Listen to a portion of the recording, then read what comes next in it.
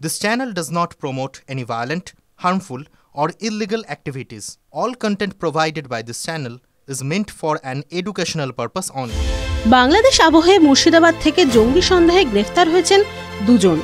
সেই নিয়ে চলছে চর্চা। গোয়েন্দাদের কাছে একাধিক বিভিন্ন খবর আসছে। এরই মধ্যে এবার আগ্নেয়াস্ত্র উদ্ধার হলো মুর্শিদাবাদে। দুজনকে গ্রেফতার করল মুর্শিদাবাদের রানীতলা থানার পুলিশ।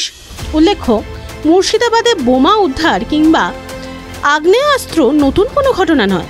তবে বাংলাদেশে যখন সংখ্যালঘুদের ওপর অত্যাচার চলছে, সেই আবহে অস্থির পরিস্থিতি এ রাজ্যেও।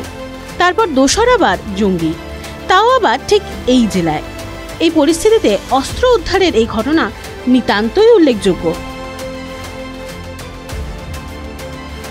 পুলিশ সূত্রে খবর, অভিযুক্তদের নাম আশিকুল শেখ ও জয়নাল শেখ।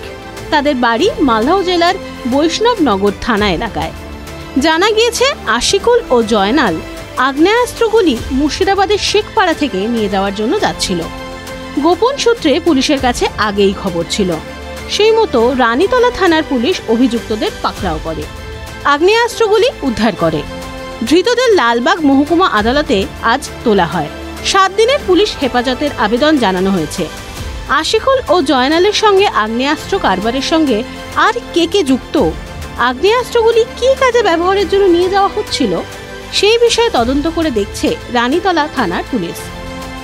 TV9 Bangla digital.